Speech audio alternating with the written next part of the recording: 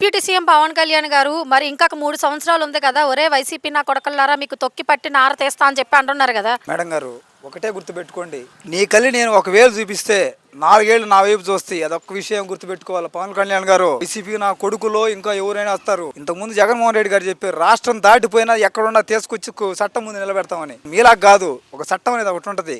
YCP government అయినా చట్టం అనేది ఒకటి ఉంటుంది. ఆ గవర్నమెంట్ వచ్చిన తర్వాత నీ పరిస్థితి అంతకన్నా దారుణంగా ఉంటుంది. ఆలోచించుకొని ఏదైనా నోరు కథ అదుపులో పెట్టుకొని మాట్లాడితే ఎవరికైనా మంచిది మేడం. అది ఇంకోటి, జగన్మోహన్ రెడ్డి అన్నట్టు ఇలాంటి పరిస్థితులు నువ్వు రెచ్చగొట్టవాకండి. వాతావరణం ఎంతకన్నా దరిద్రంగా తయారైంది ఇక్కడ శాంతి పద్ధతులు. నువ్వు రెచ్చగొట్టేవనుకో రేపు పొద్దున్న నీ పరిస్థితికి అంతకన్నా దారుణంగా ఉండొచ్చు. ఎప్పుడు అది కరెక్ట్ కాదు. ఏదైనా పద్ధతిగా మాట్లాడటం నేర్చుకోవాలి. ఎవరైనా సరే వాళ్ళు కొడుకులు అయితే అవ్వచ్చాము సరే, ఆయన గురించి ప్రత్యేకంగా విశదీకరించి చెప్పాల్సిన అవసరం లేదు. ఆయన 3 పెళ్లిళ్ళు చేసుకున్నాడు, 6 పెళ్లిళ్ళు చేసుకున్నాడు, మాకు అనవసరం. అది తప్పది. ఎవరినైనా కానీ కరెక్ట్ గా మాట్లాడటానికి అవసరం లేదు. మరి రానున్న ఎలక్షన్స్ లో మళ్ళీ పవన్ కళ్యాణ్ పిఠాపురం నుంచి గెలిచే అవకాశం ఉందంటారు. చూస్తాడు అడా, చూద్దాం ఈసారి పరిస్థితి రాష్ట్ర ప్రజలు ఏ రకంగా తీర్పిస్తారనేది 2029 అందరూ చూస్తారు. జగన్మోహన్ రెడ్డి గారు రానున్న ఎలక్షన్స్ లో మళ్ళీ వస్తారంటారా? అది జనం నిర్ణయిస్తారు మేడం. ఇప్పుడు ఉన్న పరిస్థితిని చూస్తే ఇక ఆటోమేటిక్ చెప్పే పని లేదు. ఎక్కడ పోయినా జనసంద్రమే కదా. అని ఎక్కడ నెల్లూరు పోయినా కానీ, ఇంకోసారికి పోయినా, ఇంకోటి ఏడకు పోయినా కానీ అందరూ చూస్తూనే ఉండరు. దానికి ప్రజల తీర్పు ఏ రకంగా ఉంటుందో, ప్రజా ఆగ్రహం ఏ రకంగా ఉందనేది అర్థం అవుతుంది అక్కడ. చెప్పవాలి, ప్రత్యేకంగా చెప్పాల్సిన అవసరం ఉంది. ఇప్పుడు ఎంత నిర్బంధాలు చేసి,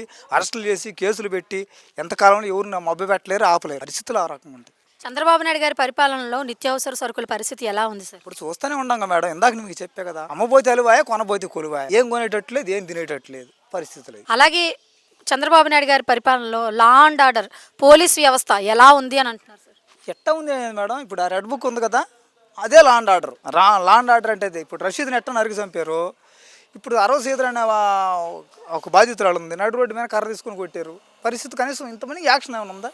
లేదు. ఒక ఎమ్మెల్యే మరి మాది ప్రశ్నించే పార్టీ అని అంటారు. ప్రశ్నించే పార్టీ ఇప్పుడు ఇంక అది కదా, ప్రశ్నించారండి కదా ఆమెను కొట్టింది. ఒక ఆడకూతురుని కొట్టారంటే దిక్కులేనప్పుడు ఇంక రాష్ట్రంలో శాంతి భద్రతలు ఏ రకంగా ఉండే అర్థం చేసుకోవాలి కదా. మరి హోమ్ మినిస్టర్ అనిత గారు మేము వచ్చిన తర్వాత లా అండ్ ఆర్డర్ అంతా చాలా సక్రమంగా ఉంది, దానికి బాగానే ఉంది అంటున్నారు. మేడం గారు ఇంట్లో బాగుండే ఉండొచ్చు మేడం, అది మనం చెప్పేది కాదు. ఇక ఎందుకంటే ఆ రాష్ట్ర పరిస్థితులు మొత్తం అందరికి అర్థమవుతున్నాయి. ఆమెను కేవలం దేనికి పెట్టుకున్నారంటే జగన్మోహన్ రెడ్డి అనే వ్యక్తిని తిట్టడానికి కోసం ఆ సీట్లో కూర్చోబెట్టారని మాకైతే అనిపిస్తుంది. అలాగే చంద్రబాబు నాయుడు గారు తల్లి చెల్లి అని చెప్పి అనే పదాలు యూజ్ చేస్తున్నారు కదా మేడం గారు. ఇంతవటికి నాకు దగ్గర నా 45 years 50 దాకా ఉన్నాయి. చంద్రబాబు నాయుడు గారు తల్లి గారు, వాళ్ళ తండ్రి గారు, వాళ్ళ తోబుట్టులు ఎవరైనా సరే, ఎవరైనా అక్కడికి రాష్ట్ర ప్రజలకు ఎవరికైనా తెలుసా సరే పోని. వాళ్ళ వాస్తవంగా చంద్రబాబు నాయుడు గారు మొదటకుండా 2 ఎకరాల ఆస్తిని ఇప్పుడు 1,00,000 కోట్లు ఆడొచ్చింది. ఒకప్పుడు స్టేట్మెంట్ ఆయన ఇచ్చాడు కదా, నీ ఆస్తి అంత 1,00,000 కోట్లు నా ఆస్తి అని. ఆ ఆస్తి వాళ్ళు నీవు పడితేనే వాళ్ళని ఏ రకంగా ఇంట్లో గొడవలు ఉండేవి అన్నీ చేసి కొట్టాడు. ఏం చేశారు అనేది అందరు రాష్ట్ర ప్రజలకు తెలుసు.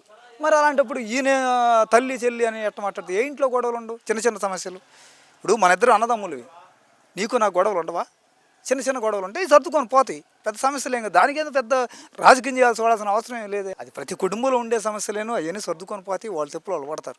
మధ్యలో మీరు ఇక దేనికి దాన్ని కూడా రాజకీయంగా వాడుకోవాలంటే ఇంతకుముందు రాజశేఖర రెడ్డి గారు ఒక మాట చెప్పారు, చంద్రబాబు నువ్వు బతికంత నువ్వెంత, నా బిడ్డ తప్పు చేశాడంటే ఉరికి చేయమని చెప్పిన మగోడు ఉన్నాడు ఆనాటి